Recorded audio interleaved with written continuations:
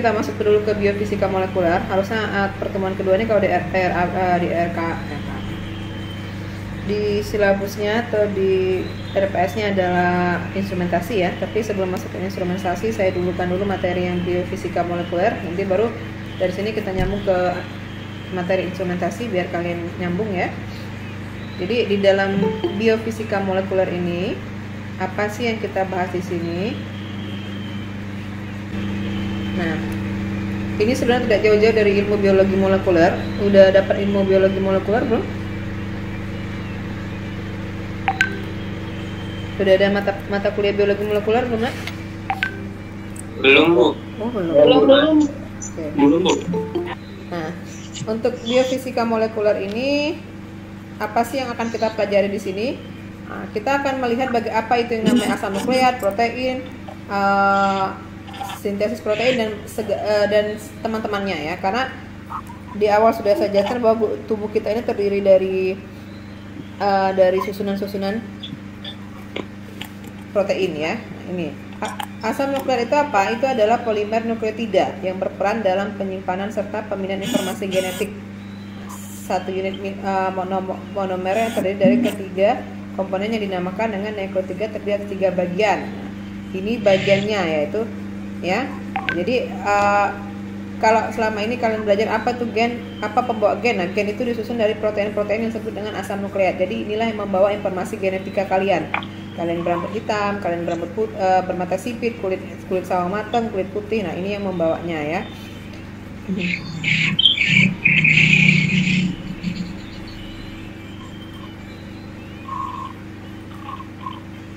Nah, ini struktur dasar nukleotida kita ini ada yang pertama terdiri dari basa nitrogen, adanya unsur N. Nah, N ini adalah basa nitrogen. Dia merupakan cincin dari purin dan pirimidin. Ini harusnya ini nanti kamu lebih dalamnya kamu dapat di biologi molekuler ya. Nah, jadi struktur sel kita ini ada namanya yang pertama itu basa nitrogen atau kalau unsurnya ada simbolnya adalah huruf N. Nah, ada N positif dan ada N negatif. Nah, basa nitrogen terdiri dari atom C dengan satu molekul gula ya yang disebut dengan ribosa atau deoksiribosa melalui ikatan N yang sifatnya adalah glycosidik. Ada 2 macam basa nitrogen yang menyusun asam nukleat yaitu basa purin dan pirimidin. Nah, apa itu purin? Apa itu pirimidin? Nah, si purin ini terdiri dari adenin, guanin.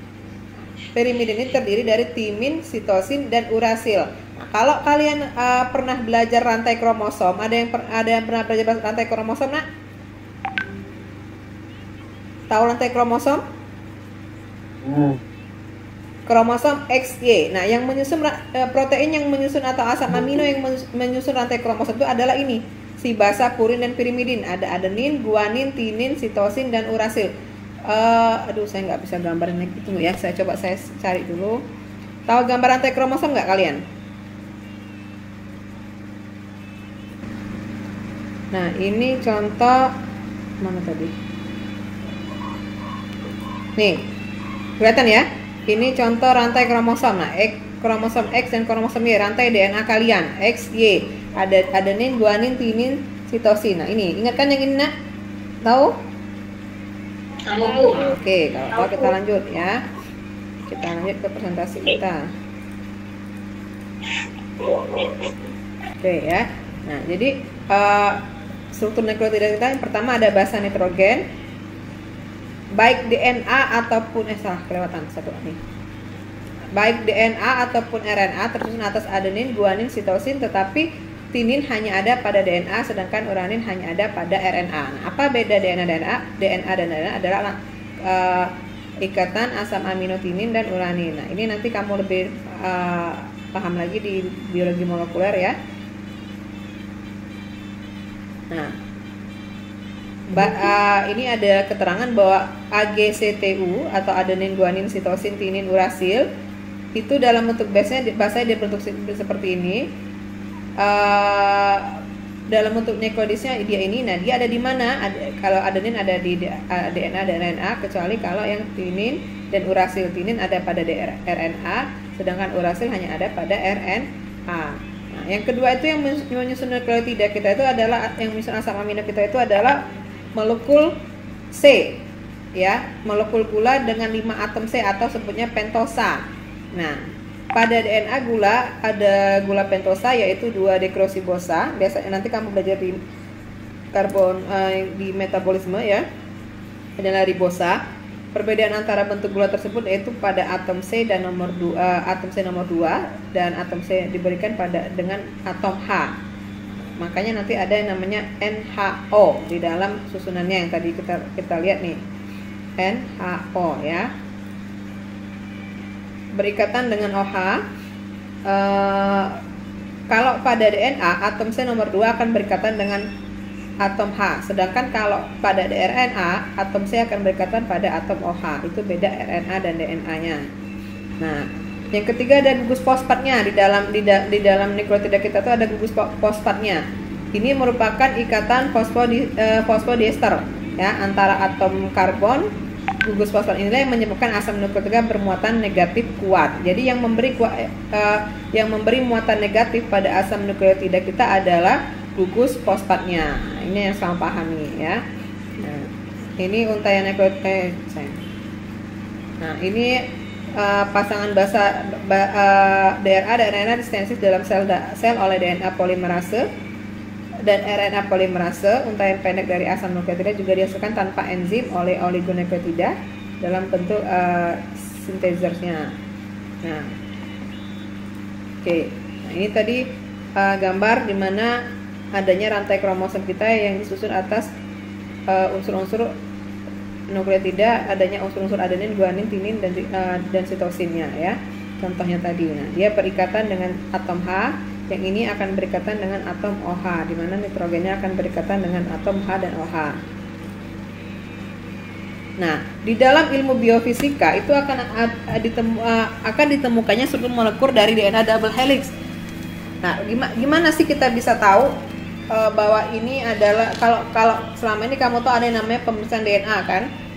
Gimana sih kamu tahu kalau ternyata ini DNA-nya sama dengan ini, dengan si bapaknya sama DNA dengan anaknya.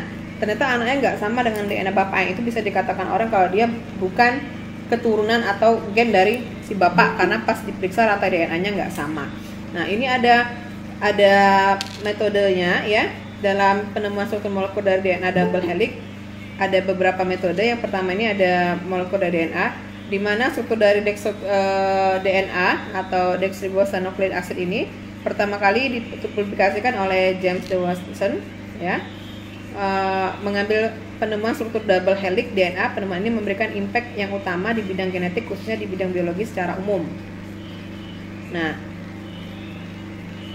banyak perkembangan ya tentang asam nukleotida ini. Sebagai contoh ikatan ini, penulisan sekuen asam nukleotida ada kebiasaan untuk menempatkan ujung 5 di sebelah kiri atau ujung 3 di sebelah kanan. Nanti penentuan ini akan membaca rantai kromosomnya ya. Pada replikasi DNA, rantai DNA baru dibentuk berdasarkan urutan nukleotida pada DNA yang diagendakan. Nah, jadi nanti rantai DNA atau kalau dulu SMA kita sebut dengan rantai kromosom, dia ada XX atau XY dan dia akan terpisah, kemudian akan bertemu lagi dengan bereplikasi dan akan bertemu lagi dengan pasangannya ya, membentuk struktur helix ganda. Pada struktur helix ganda, orientasi rantai nukleotida berlawanan dengan orientasi nukleotida untaian lain. Hal ini disebut dengan anti paralel. Nah, ini hanya informasi saja mengenai rantai nukleotida. Setelah itu akan terjadi yang namanya interaksi molekuler ya, di mana semua molekul dalam sel alkan berinteraksi satu sama lain. Jadi sel-sel yang berada di dalam molekul itu akan berinteraksi satu sama lain. Interaksi antara molekul akan menentukan sifat-sifat biologis molekul di dalam sel. Nah, inilah yang membawa namanya sifat genetika ya. Dia akan berbentuk ikatan kovalen dan non kovalen. Apa itu ikatan kovalen? Ikatan yang ada di antara atom-atom yang menyusun satu molekul. Misalnya ikatan CH pada CH4. Ikatan ini paling kuat dan paling stabil antara atom. Nah, ikatan non kovalen dia adalah interaksi antara atom yang tidak terikat secara kovalen ya. beberapa ikatan non kovalen yang penting itu adalah yang pertama ikatan hidrogen ya, ikatan ionik dan ikatan van der Waals. Nah, yang terakhir adalah ikatan hidrofobik. Kamu baca aja nanti itu hanya sekilas saya jelaskan karena materi kita lebih banyak lagi ya. Nah, kemudian apa aja yang ada di dalam selain asam nukleotida, ada namanya asam ribonukleotida atau RNA. Nah, tadi DNA, sekarang kita berbicara masalah RNA. RNA itu dia berantai tunggal ya, disusun atas gula ribosa, asam nukleik polinukleotida, basa nitrogennya ada ACG, urasil pada DNA adalah timin ya. Urasil itu pada DNA adalah timin ya. Ada fosfatnya, susunannya adalah ACGU. Kalau pada DNA ACGT. Ngerti ya di mana posisi timin dan urasil? Ada yang mau bertanya? Jadi kalau untuk DNA dia adalah ACGT. Ada adenin, sitosin, guanin dan timin. Tapi pada RNA si timin ini disebut dengan urasil. Itu bedanya antara rantai DNA dan RNA. RNA hadir di dalam berbagai macam tipe ya nak ya. Dia juga sepasang pita. Genetik molekuler klasik mengajarkan adanya tipe RNA yang terlibat dalam proses sintesis protein. Nah ini ada macam-macam RNA. Kayaknya kalau di SMA sudah dapat ini, ada messenger, ada transfer, ada ribosom. Itu berbeda. Bedanya apa? Letaknya berbeda dan morfologinya juga berbeda. Kalau dia messenger, dia adalah RNA yang membawa pesan terdapat dalam nukleus. Nah, mRNA ini dicetak oleh satu pita DNA yang berlangsung dalam nukleus. Sedangkan kalau transfer RNA atau tRNA ini dalam sitoplasma, ya. Nah, kalau rRNA atau ribosom ini di dalam ribosom, itu adalah jenis-jenis RNA.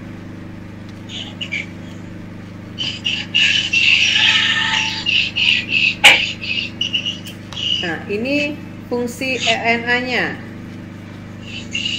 Penyakit yang dibawa atas kelainan dan terjadi akibat dari kelainan DNA ataupun RNA. Apa tadi? Albino bisa. Dia gangguan pada kerusakan pada pigmen ya. Mungkin apa lagi? Apa lagi? Buta warna. Benar. Apa lagi?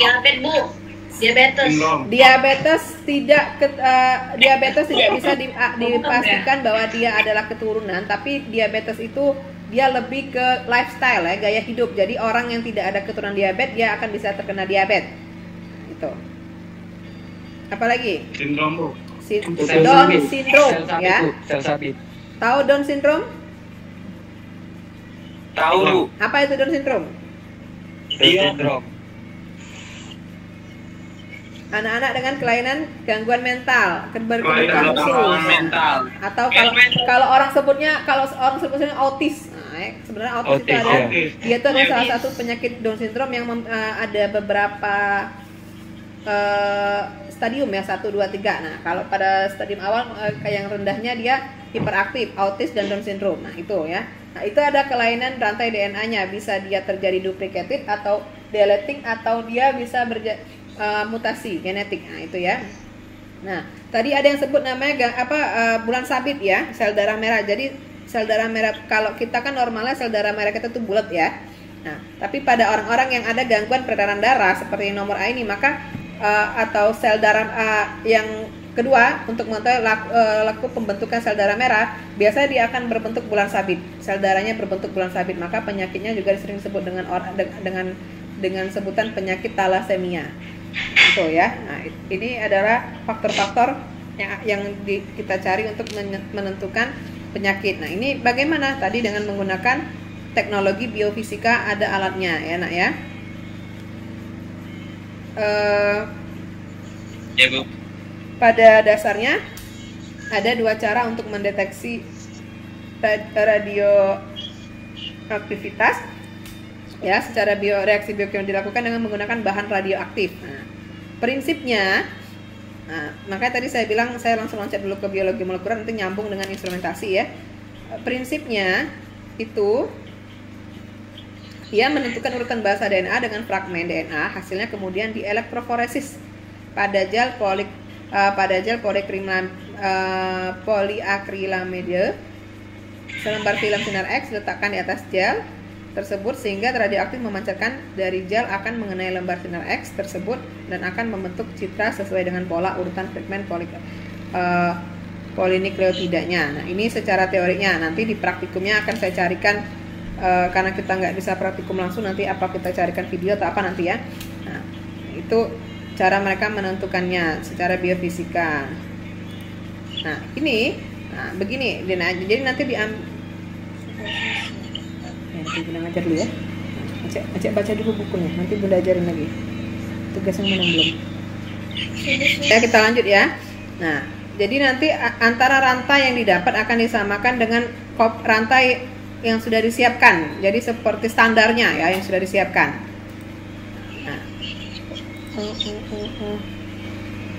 Nah, kalau untuk sel darah maka dia akan dilihat morfologinya ya. Morfologi selnya ini disesuaikan dengan rantai yang ada, itu rantai yang sudah ada dengan rantai yang kita dapat ya sebagai kontrol dan sampel. Nah, itu sering disebut orang kalau instrumen yang digunakan ini adalah PCR, polymerase reaktif protein. Pernah dengar nggak PCR? Alat PCR. Belum, Bu. Nah, nanti ya, oke. Nah, kemudian ada radioaktif dapat juga diukur dengan menggunakan alat yang disebut dengan Geiger nuclear counter atau dengan scintillation counter. Ya, ini ada beberapa alatnya. Di mana si Geiger ini dapat digunakan untuk mendeteksi isotop yang memancarkan partikel beta berenergi tinggi, misalnya pada faktor P ke-32 dan Na ke-24 ya. Nah, itu nanti kalau ini teori silakan kamu baca nanti biar kamu paham, saya carikan dulu videonya ya.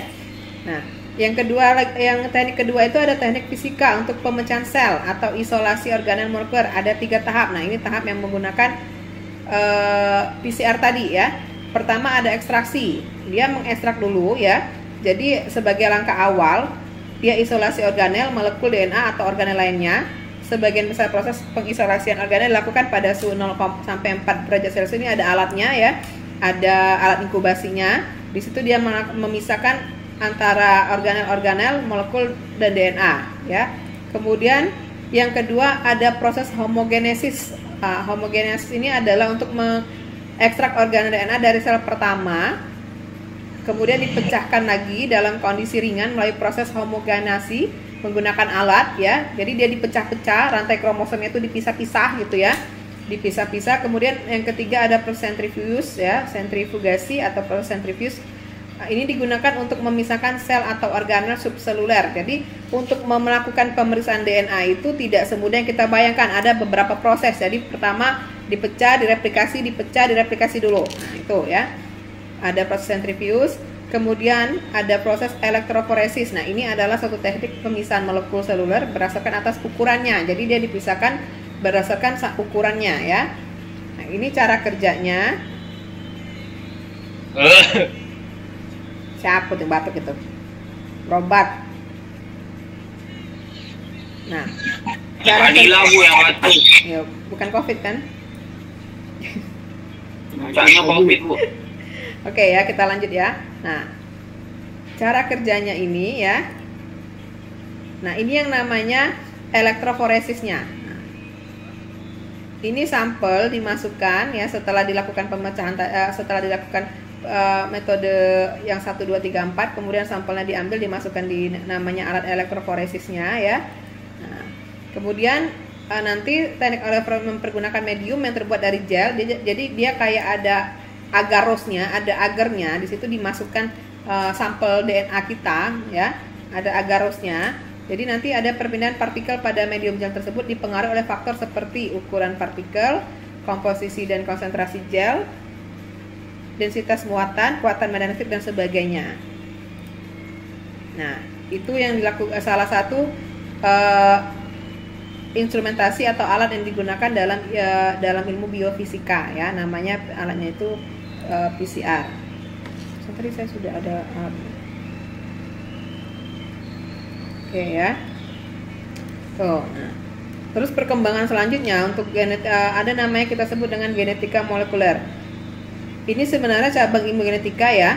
Jadi tapi saya sentuh sedikit biar nyambung nanti. Tapi dalamnya nanti kamu belajar di ilmu biologi molekuler ya. Ilmu ini mempelajari aspek yang menyangkut pewarisan sifat. Nah, jadi nanti tadi kita berbicara masalah rantai DNA, asam amino, protein, nukleotida. Apa yang didapat di dalam situ tadi ada adenin, guanin, tinin, di mana dia ada di rantai kromosom. Nah, bagaimana kita melakukan pemeriksaan atau salah satu metode biofisika yang digunakan adalah dengan menggunakan PCR tadi untuk mengecek apakah genetik A ini sama dengan B atau adanya penyakit-penyakit yang disebabkan oleh penyakit bawaan genetik. Itu menggunakan alat-alat, contoh tadi adalah alat PCR. Bagaimana cara kerja tadi sudah ada penjelasan sedikit ya. Mulai dari terakhir adalah elektroforesis, mulai dari sentrifuge, homogenesis tadi ya. Nah, itu ada ekstraksinya, kemudian dibaca dengan menggunakan alat ya, namanya PCR dan elektroforesis. Nah, kemudian setelah tahu ternyata ini dia ada kromosom ini sama DNA ini sama dengan DNA ini. Nah, di situ akan ada ilmu genetika molekulernya. Maka di ilmu genetika molekuler ini dia mempelajari yang menyangkut sifat pewarisan. Nah, nanti dibaca. Ada proses pembacaannya, rantai yang dari sampel darah orang satu dengan sampel darah orang A. Darah orang satunya lagi nanti ada dibaca. Nah, untuk membaca itu diperlukannya namanya ilmu genetika molekuler ya. Bidang kajian genetika dimulai dari wilayah molekuler hingga populasi. Nah, ini cerita pendek mengenai genetika. Adanya kromosom dan gen. Gen itu dibawa di dalam kromosom. Tadi sudah saya jelaskan, kromosom terdapat dalam nukleus inti sel. Manusia berasal dari persatuan antara dua gamet, yaitu ovum dan spermatozoa. Ini nanti kamu dapat di ilmu biologi ya. Ada namanya kromosom X dan Y. Kalau dia XX jadi apa? Cewek apa cowok? Cewek. Cowok, Bu. Cowok apa cewek? Cewek. Kalau XY? Kalau XY? Cewek. Cewek, Bu. Kembar.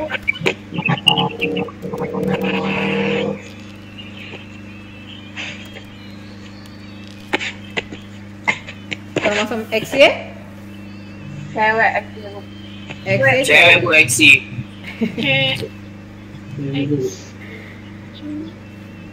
Kalau XY itu cowok. Nah, X baru Cewek. kan itu ada di apa namanya di Kebalik, Bu. kamu kan dapat mata kuliahnya yang pertama yang di ini kan nanti di SMA kan XX XY. Nah, kalau dia ketemu XX dia akan jadi cewek, kalau dia ketemu XY dia akan menjadi cowok ya. Tuh. Nah, materi genetik itu di dalam nukleus kecuali sel reproduktif ya. Dia ada di sperma dan ovum. Nah, ini nanti dibahas di mata kuliah yang lain ya. Oke.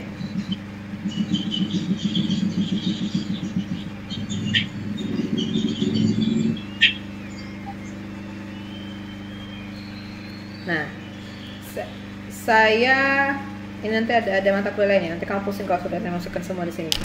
Nah, untuk mengidentifikasi DNA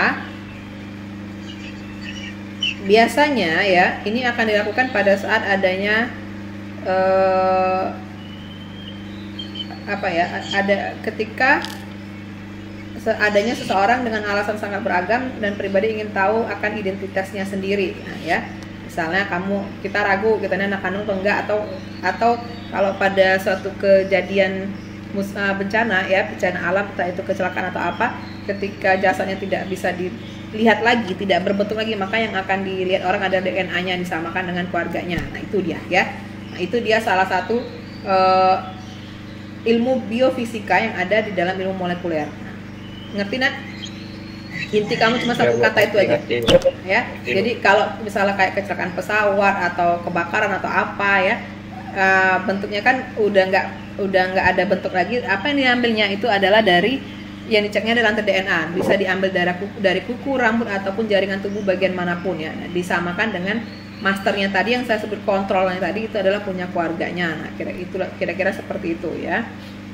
Ya Bu. Nah, harusnya kamu praktikumnya melihat alat-alat ini nanti di laboratorium, tapi entah kapan nanti kita bisa melihatnya ya. Iya Bu, tahun depan. Entah kapan nak ya. Tahun depan Bu. Insya Allah nanti bisa dilihat. Nah,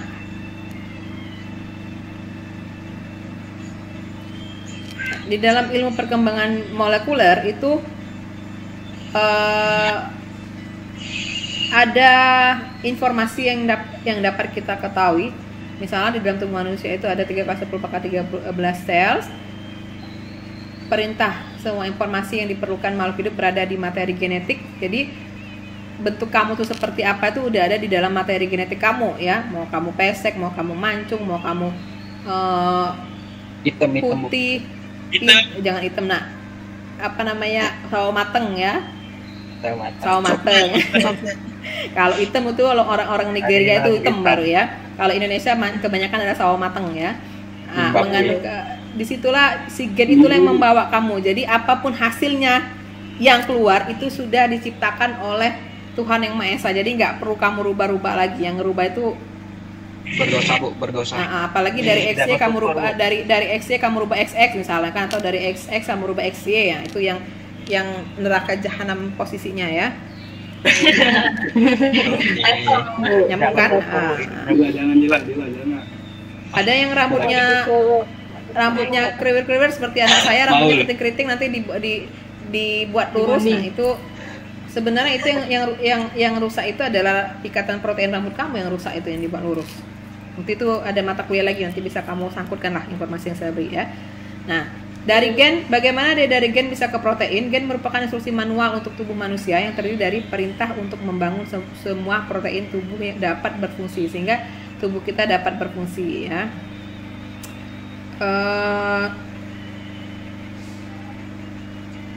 Nah, yang tadi saya bilang bahwa DNA mengandung informasi. Cara mengeceknya dengan menggunakan PCR teknologi atau polymerase chain reaction ya. Jadi dia melihat rantai DNA yang ada di dalam tubuh kita. Apa itu metode PCR? Nah, ini adalah paten teknologi yang dapat membuat tiruan berlipat ganda dari sekuen nukleotida spesifik dari organisme target. Nah, jadi dia bisa membuat tiruan berlipat ganda ya, artinya dia bisa melihat dapat dari satu rantai bisa diduplikasinya sehingga kita dapat mencari spesifik dari organisme target. Biasanya metode PCR ini menyediakan satu mekanisme untuk mendeteksi target organisme dengan konsentrasi yang sangat kecil. Nah, jadi walaupun sampel saya bilang ini sampel ya, gimana ya saya nyatakan sampel? Misalnya yang dipesan darahnya atau kukunya atau rambutnya, walaupun rambut itu hanya ada seujung nggak nyampe 1 cm, dia masih bisa membaca dan mengurai rantai nukleotidanya. Nah, itu kelebihan PCR ya. Nah, sama seperti sekarang ini yang lagi booming swab ya. Kalau kamu mengikuti beritanya Koko Covid itu ya, ada metode dengan metode PCR dengan dilakukan swab. Nah, yang dicek apa? Ya tadi yang dicek adalah rantai genetikanya. Jadi antara virus yang ada di tubuh manusia disamakan dengan kopian yang sudah ada di dalam alat PCR ini yang mempunyai adalah gennya punya mangona itu ya. Nah, kalau sama berarti orang itu positif mangona itu. Jadi kalau ada isu yang mengatakan bahwa mangona itu adalah palsu atau cerita skenario atau whatever lah itu, nah itu saya harap kamu sebagai seorang sains sekarang coba berpikiran agak sedikit wise ya. Jadi ini kita masuk ke metode PCR ya.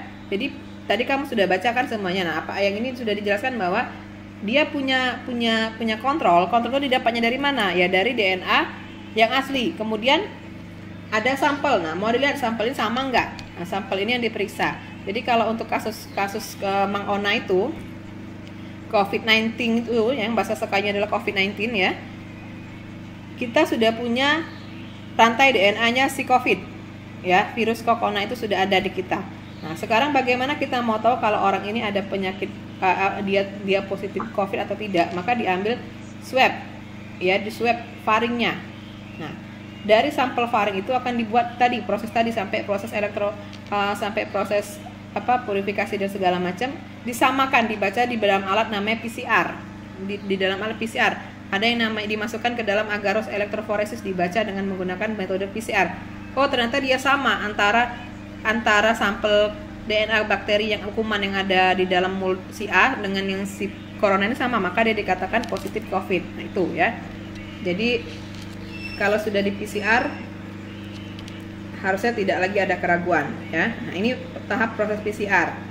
Ada preparasi reagensia, preparasi spesimen. Preparasi itu artinya persiapan reagen, persiapan spesimen.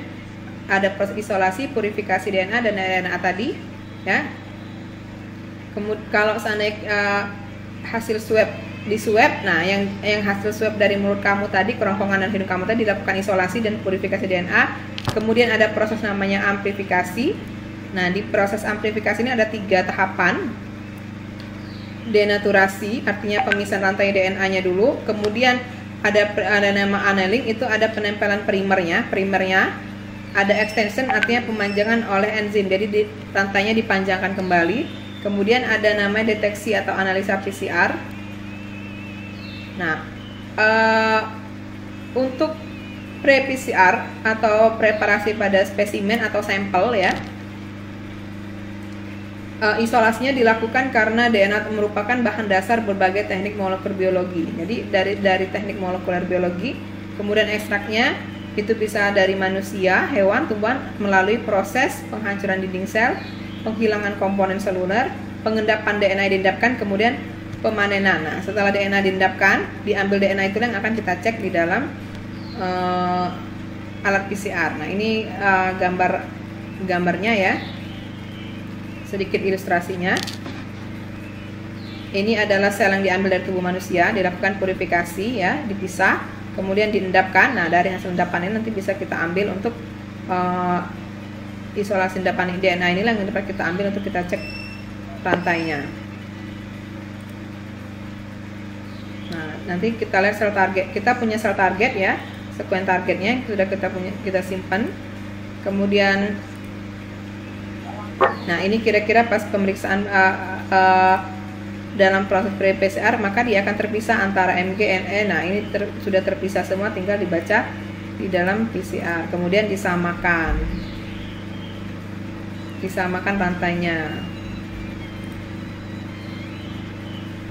Nanti ada proses penempelan lagi ya.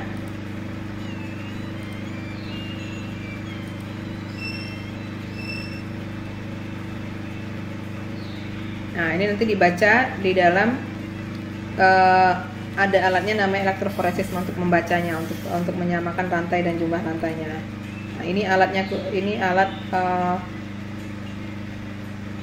ini PCR yang masih sangat sederhana sekali ya. Alat di kita sudah ada, nanti saya lihatkan di lab.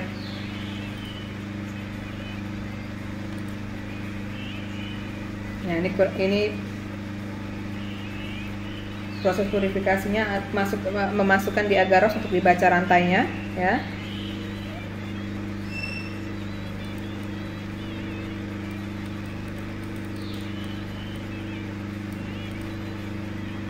Oke, ada yang tanya sampai sini nak?